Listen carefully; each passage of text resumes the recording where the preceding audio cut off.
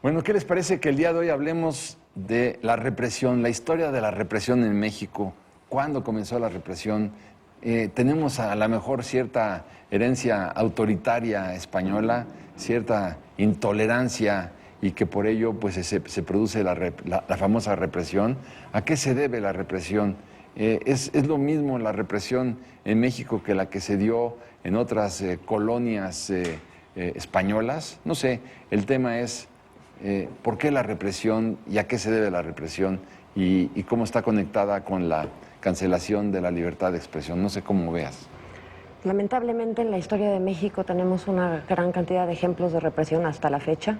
Quizá el personaje que representa más la represión en México en el siglo XIX y principios del XX, Porfirio Díaz. Sí. Pero yo sí creo que es un tema muy sensible porque después de la represión que vivimos durante el siglo XX, sobre todo con el sistema político priista, parecía que entrábamos a otro tipo de circunstancia en términos de la libertad de expresión y las manifestaciones, pero vemos que hay todavía unos hilos ahí represores y autoritarios muy fuertes. Que yo de repente me quedé pensando que no solo desde la colonia, los mexicas también eran expertos en eso de alguna u otra manera. Yo creo que tendríamos que irnos un poco... Cualquier imperio o cualquier poderes fácticos utilizan los medios a su alcance y generalmente los medios violentos para controlar, para seguir teniendo el poder. O sea que tampoco la mezcla es lo que ha provocado todo esto. Pero no es, a ver, es naturaleza humana, no es nada más de si los aztecas o los españoles. Sin lugar a dudas, pero lo que quiero es que como dijo la colonia... ¿Cómo te llamas? Bueno, salud entonces. Vamos, salud. Te voy a reprimir.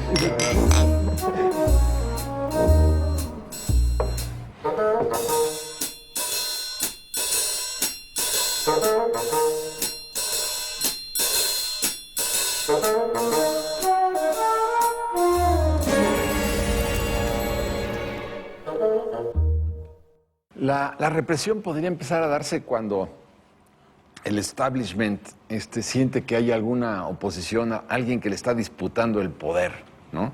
Y que dice, no estoy dispuesto a ceder ninguna proporción de mi poder. Y entonces, claro, con ese objetivo son capaces de llegar a las armas, a la violencia, a la guerra. En realidad de lo que se trata es que el monopolio del poder sea indiscutible. Es mío y no lo cedo. Y quien pretende arrebatármelo, bueno, voy con las armas, con las flechas, los dardos, los cañones, los mosquetes, las escopetas, pero no voy a ceder el poder.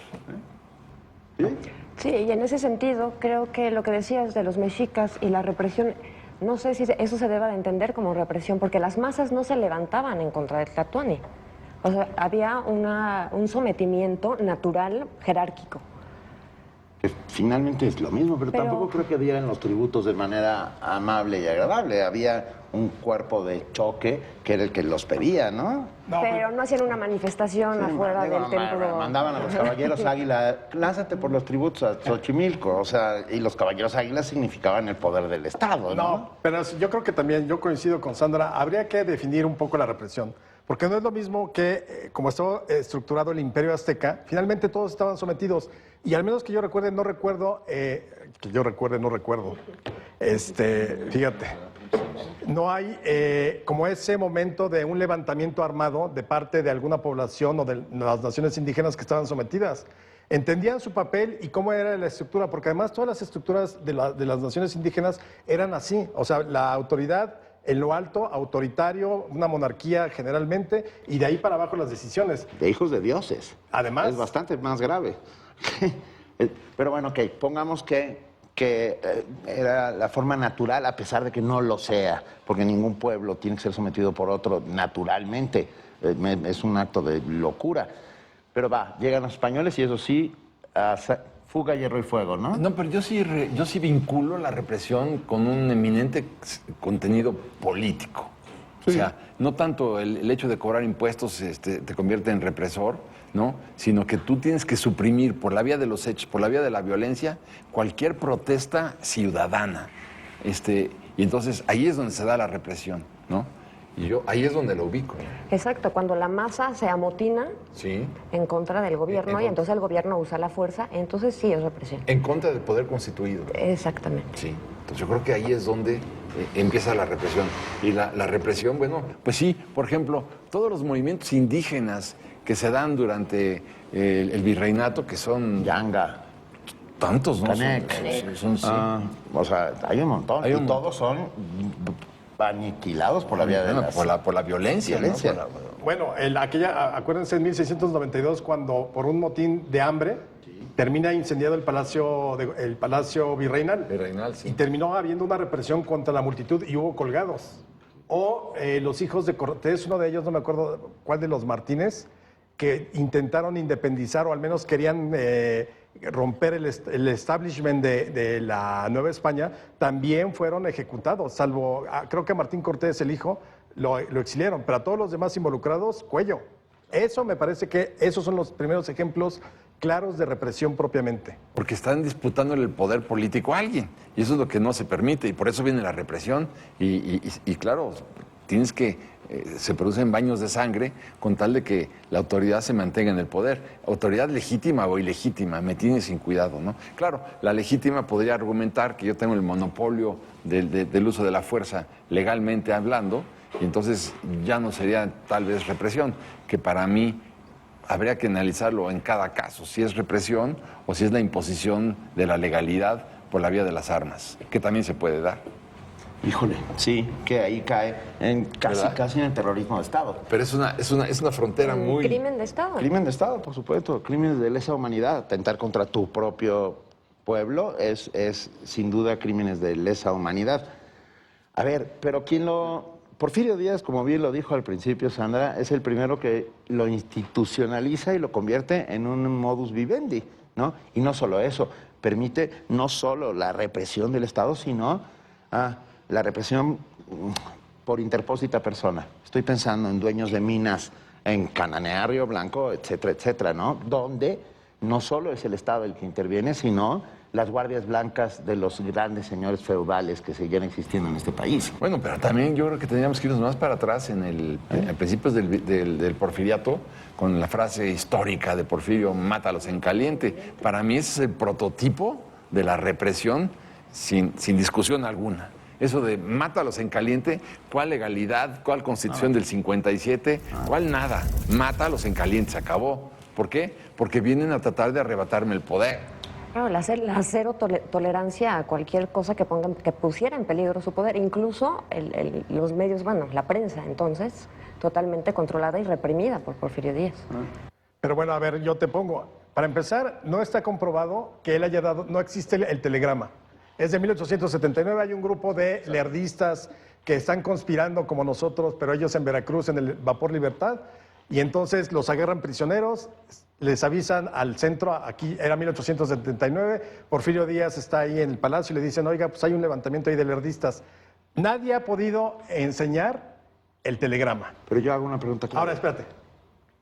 El telegrama por lo pronto no existe. Salió la frase, yo creo que sí la dijo, porque obviamente serías muy bruto. Si pongan por escrito, mátalos en caliente. Sí. Ha de haber dicho, échenselos. Porque sí los terminaron ejecutando a esos lerdistas. Esa es una represión flagrante.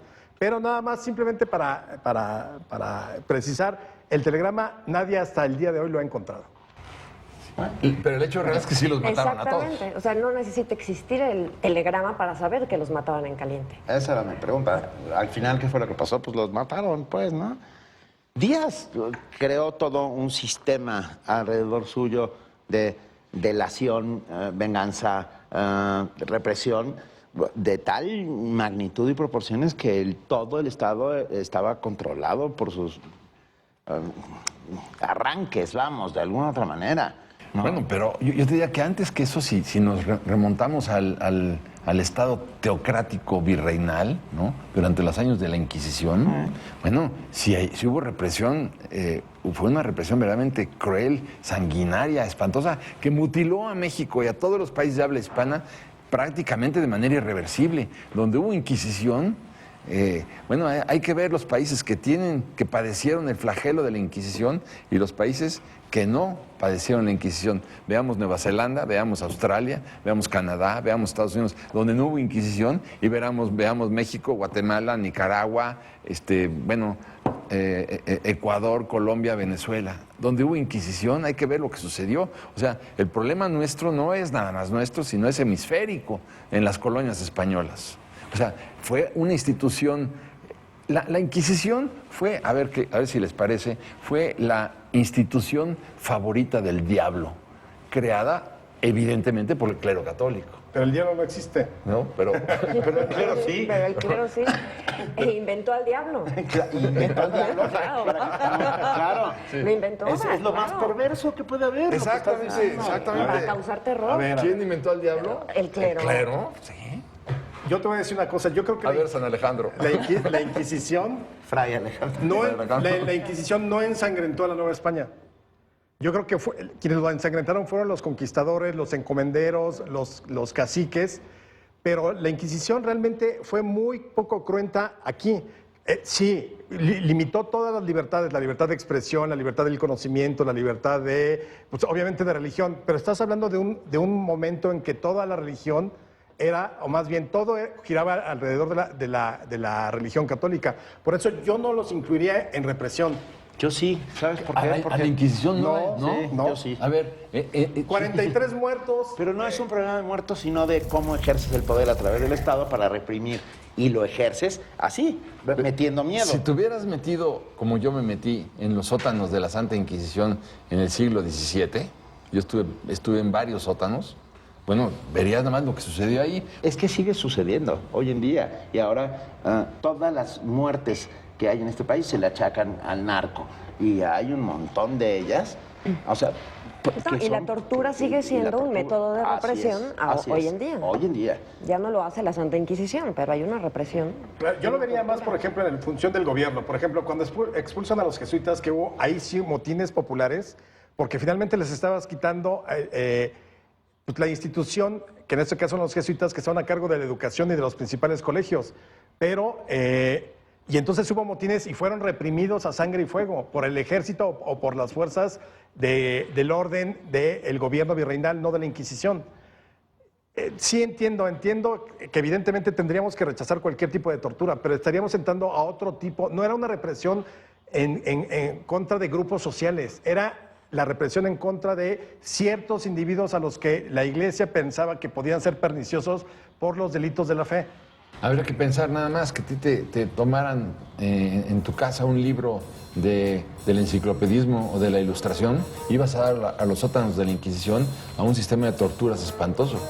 Había un pánico espantoso, bueno, pero bueno, sigamos. Si quieres, Fray Alejandro. Torquemada. Es que justo lo pensé, pero no lo quise decir.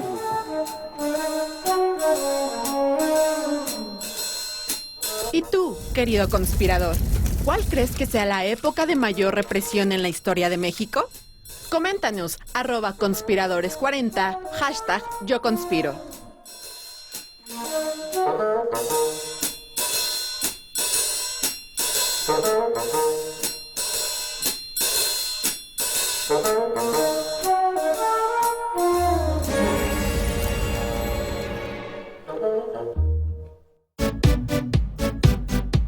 Si estás embarazada, precauciones debes de tomar, porque hasta los mosquitos te pueden afectar. Si te transmiten Zika, chikungunya o dengue, de esto te debes cuidar. Entonces lava tus recipientes y tápalos. Voltea las cubetas y botellas, por favor. Lo que ya no te sirve, no acumules, tíralo. Del mosquito, ten mucha precaución, así que lava, tapa, voltea y tira. Hazlo, cuídate del Zika durante el embarazo. Lava, tapa, voltea y tira. Hazlo. Secretaría de Salud, Gobierno de la República.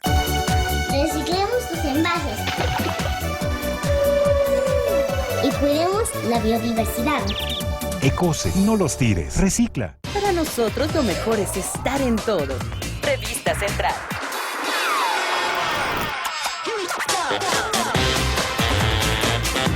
Este mes en Central, Rafael Moreno Valle en portada, impulsando ideas.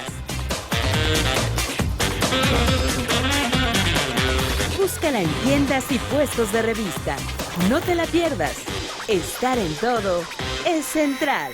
¡Cómprala ya!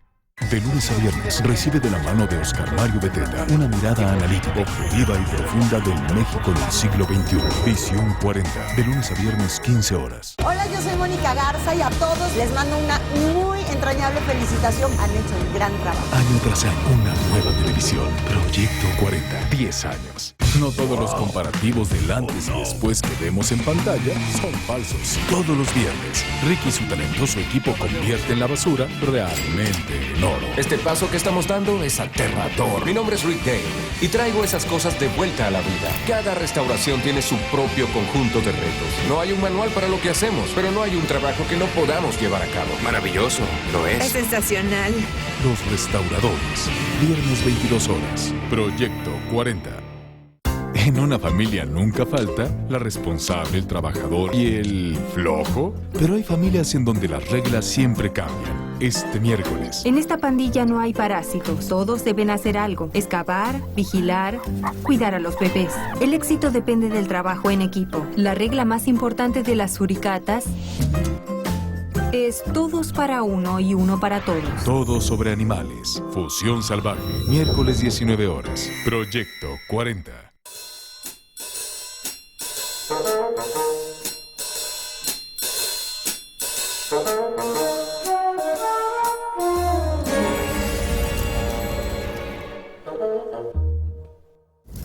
¿Y tú, querido conspirador? ¿Cuál crees que sea la época de mayor represión en la historia de México?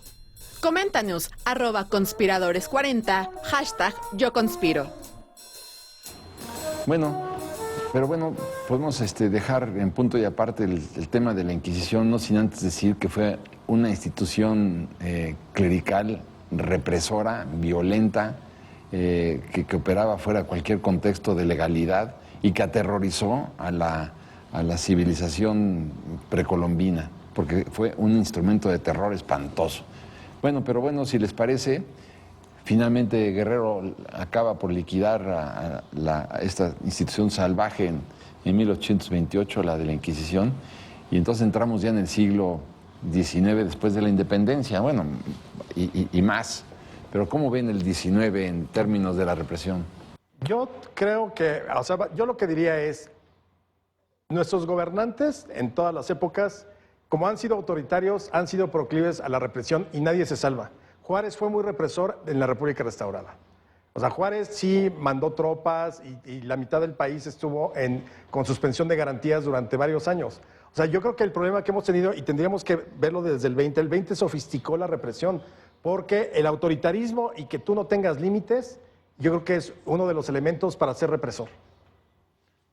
Sí, me quedo pensando en Juárez. ¿A qué hora un levantamiento popular fue reprimido por los soldados de juaristas? Bueno, fíjate, acuérdate de aquel gobierno de 1870, Félix Díaz, gobernando Oaxaca, va y reprime a sangre y fuego a los juchitecos, que luego le va a costar la vida a Félix Díaz al año siguiente, en enero del 72.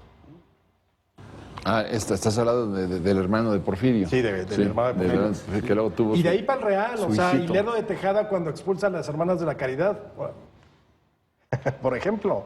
Gracias. Y luego Porfirio Sebastián. Díaz, y luego vienen todos los revolucionarios. Yo creo que el mejor ejemplo, y es donde tendríamos que llegar, es el siglo XX, a partir de que se establece el sistema político priista que nace en 1929. Un poquito antes, porque me quedo pensando en la guerra del Yaqui, que es ni más ni menos que uno de los actos de barbarie y represión más grandes que ha habido en la historia del país, ¿no? Sí, bueno, o sea, todo el poder y la fuerza del Estado contra la tribu Yaqui. ¿Y qué tal la represión en contra de los mayas? De los mayas también. Que también fue una cosa espantosa. Tiene razón Alejandro en la lógica de la institucionalización de la represión por medio del monopolio de la fuerza del Estado. ¿Viste? Sí, Parezco abogado. te salió muy bien. Okay. A ver, otra vez. La ¿Me entendieron, verdad? La institucionalización de la represión por medio del monopolio de la fuerza por el Estado. Bueno, acordémonos, sí. El siglo XX es una tras otra. Cada vez que un movimiento, médicos, ferrocarrileros, maestros, estudiantes, bueno, pilotos, no quedó Pero nadie. ¿qué tal Carranza cuando mandaba a justiciar y a fusilar a los líderes obreros y cierra la Casa del Obrero Mundial? Claro. Yo creo que la represión del PRI, de los muchos años del PRI, que duele decir cuántos son, es precisamente que es como en el caso de Díaz, es el modo de operar. Y entonces realmente la gente nos acostumbramos a que así tenía que ser. O sea, el gobierno tenía que meter las manos y casi lo hacía parecer como que lo hacía por nuestro bien. Reprimir a todos aquellos reaccionarios que querían acabar con la paz social. La paz social del priismo es como la paz del porfiriato, o la a Pax sangre Romana, y fuego. o la Pax Romana. O la que Pax funcionaba Romana, igual. exactamente. Porque efectivamente era cualquier grupo, la sociedad empezó a dormir tranquilamente con el papá gobierno y nos da, y hay crecimiento económico y el milagro, muy bien. Pero si había un grupo disidente, el de los ferrocarrileros que hacen una huelga en Semana Santa, el de los maestros, o sea, los todos médicos, todos esos grupos eran grupos de la sociedad civil, eran grupos que tú lees las demandas de todos ellos y te das cuenta de que era un exceso por donde le vieras la manera en cómo el gobierno actuó contra ellos. Fíjate, por ejemplo, el caso de Genaro Vázquez Rojas, ¿no? Que para mí es un caso importante que se debe destacar, porque él lo que estaba pidiendo era apertura democrática, participación civil, menos corrupción y un desarrollo político. Bueno, ¿qué es lo que mandan a hacer cuando le cierran todas las puertas? Pues él se instala en la violencia, pero como consecuencia de la represión. ¿Qué es lo que tenía que haber hecho un gobierno sensato, un gobierno liberal, progresista? Pues abrirle las puertas a Genaro y decirle, entra al Congreso, entra a la Cámara de Diputados, sé gobernador, vamos a hacer un debate civilizado políticamente. Sí, terrorista. Perdón, sí, Exacto, en Islandia estás hablando, ¿no? No, pero eso hubiera sido, ¿no? En lugar de matarlo, ¿pero por qué matarlo? Bueno, ¿no? ¿qué me dices del fusilamiento a Jaramillo y toda su familia? Así es. O sea, Bueno. ese es el poder represor del Estado. ¿Pero por qué? ¿Por qué matar Porque a les Jaramillo? tienen miedo. Porque era el sistema, porque ese fue el sistema que logró preservarse en el poder y solo así lo lograron. Porque, insisto, si tú ves las demandas de todos esos grupos, no había nada que no se pudiera cumplir. Si hubiera sido un Estado normal, era un Estado anormal, una república anormal. ¿Era? Bueno, yo creo que estamos en la bipolaridad hoy. Estamos acercando. Nuestra frágil democracia se tambalea por todos lados, porque la tentación de represión siempre está inherente. Perdón, pero cada vez que veo las salidas de 400 o 500 o 1000 granaderos a la calle, es que le tienen miedo al pueblo que deberían estar protegiendo. No veo a esos mismos policías federales o granaderos haciendo estos operativos de estas envergaduras cuando pueblos enteros son asolados por el crimen organizado o el narco. La mitad de Sinaloa tiene pueblos fantasma que han ido desapareciendo por ese otro poder fáctico que está ahí y que está mejor armado, que el propio Estado. Así es, bueno, claro. O sea, y con armas mucho más sofisticadas. así claro. Pero aquí la pregunta sería, ¿por qué tienen que salir los granaderos a defenderse del pueblo? Representando al Estado, ¿por qué tienen que hacerlo? Porque le tienen miedo, al pueblo. Y ese es el tema. La otra pregunta sería, en realidad, en estos grupos que se manifiestan legalmente en contra del Estado por cualquier circunstancia, ¿sí hay estos grupos que enardecen o sea, ¿es miedo a los que legítimamente van y reclaman por algo o es miedo a los anárquicos y a toda esa gente que... Porque entramos en una definición pues difícil, ¿no? Finalmente, que es, tú dices que le tienen miedo al pueblo. ¿El pueblo es el EPR? También. Sí, pero espérame, estamos hablando de grupos armados. Sí, pero grupos armados que no han tenido verdaderos actos, o sea, ni el EPR, ni en su momento la Liga 23 de septiembre tuvieron las bases suficientes para crear un ejército con base social. Sí, todos fueron desapareciendo. Yo creo que nada de lo que hemos visto pone en riesgo la estabilidad política del país. Así es. Por un lado. Pero por otro lado, o sea, pasamos de la no manifestación porque era reprimida al exceso o al lado opuesto totalmente de la manifestación, donde un grupo de 500 o 1000 pueden paralizar una ciudad. Ahí, entonces, habría que... La discusión, que esa es la que siempre se genera, es, ¿tienen derecho esos 1000 a parar a 7 millones de habitantes en una ciudad? Es un reduccionismo, decirlo de esa manera. ¿Por qué? Porque no tenían derecho esos 400 trabajadores de Cananea o de Río Blanco a parar la producción de una mina. Claro, de su fábrica. O sea, pero entiéndeme, a lo que voy es un falso debate. Es un falso debate que tiene un trasfondo de razón importante. Porque tú lo ves en sociedades civilizadas, valga el término, aquí caímos en ambos lados. O sea, están polarizadas las dos fuerzas, la del gobierno y la de los manifestantes. Pero esa es la diferencia entre controlar en que las cosas lleguen a la violencia y la otra es reprimir. ¿Sabes cómo se han arreglado, cómo debería arreglarse todo eso, como se está haciendo? Sentados en una mesa. Exactamente. Nadie se ha sentado nunca en una mesa. Siempre las negociaciones que establece el gobierno son cuando el niño fue ahogado, tapado, pateado y metido dentro de un pozo. O sea, siempre. No hay posibilidad de tener un diálogo razonable con el gobierno porque tiene la tentación de la represión y porque ni nos ven ni nos oyen, que ese es un clásico. Bueno, pero si tú ves ahora, el secretario Nuño se reunió en varias ocasiones con la coordinadora. Lo que pasa es que la coordinadora de maestros de la educación dicen no a la reforma educativa. No a esa reforma educativa. No a esa reforma. No, pero espérame, esa reforma educativa está votada a nivel constitucional. Completamente de acuerdo, pero nunca fue consensada con nadie.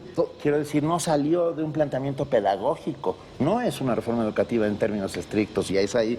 Ese es para otro programa, ¿eh? Ese es para otro programa, sí. Pero la realidad de las cosas es que decir no a la reforma educativa, y además como no a la reforma educativa, y voy a incendiar alcaldías, voy a incendiar partidos políticos, voy a secuestrar las casetas de peaje, Totalmente secuestrar de acuerdo. camiones, voy a incendiar camiones y voy a impedir que 2 millones de niños vayan a las escuelas. Espérate un momentito, ¿no? Yo creo que somos un estado que dejó de funcionar en ese sentido. O sea, se rebasaron los límites de todas las partes involucradas. Yo creo que hay grupos dentro de la propia sociedad que han excedido los límites propios de la ley. Pero por otro lado... ¿Con qué te quedas? Pero por otro lado, híjole, pues, yo creo que tendríamos que seguir debatiendo porque... Sí, porque sí. O sea, es un tema... Es un tema que tiene dos vistas. Y yo creo que hoy hay muchas más libertades, pero también sigue presente la función autoritaria en el gobierno. En los gobiernos en general, no solamente del federal. Yo solo quiero recordar que hay más de 100,000 desaparecidos y que no todos provienen del narco. Sí, esa cuantificación es compleja. ¿Cuántos son del narco? ¿Cuáles no son del narco? Y aunque fueran del narco, aunque lo fueran, el Estado tendría que hacer algo para que no desaparezcan sus por lo hijos. pronto, si tienen que hacer algo, ya tendrían que saber quiénes son los tipos que dispararon desde una azotea a la gente, ¿no? ¿Quiénes son los enmascarados esos? Me acuerdo de Charlie Hebdo, ¿te acuerdan? Cuando mataron a aquellos caricaturistas franceses en París. Bueno, al día siguiente sabían quiénes eran los asesinos y estaban en Bélgica y los tomaron. Entonces yo digo, lo menos que podríamos hacer dentro del contexto de un Estado de Derecho es saber quiénes fueron los asesinos. Nuestra inteligencia es poco inteligente. Como tú dices, Benito, habría que sentarse desde la primera instancia a una mesa a platicar y tratar de conciliar. Pero me parece muy bien. Yo lo que creo es que por lo que hay que luchar es por la construcción de un Estado de Derecho. Y alejar la represión de nuestra historia, porque es inherente a la historia política de México, a la de los gobernantes todos. Fox tuvo punción, no obstante que era la alternancia, y Calderón también tuvieron esa punción autoritaria. O sea, parece que se les cuecen las habas a los gobernantes por en algún momento dado utilizar la mano dura. Pero es que está en el ADN el autoritarismo. Pero ¿cómo lo combates? Sí. Con limitar el poder. Sí, limitar el poder y ejercerlo. Ejercer el poder, no me refiero al poder del Ejecutivo, sino al Legislativo y al Judicial. O sea, que el Judicial ejerza realmente sus funciones. Bueno, salud. Por un Estado libre de represión. Exacto. Porque no haya represión.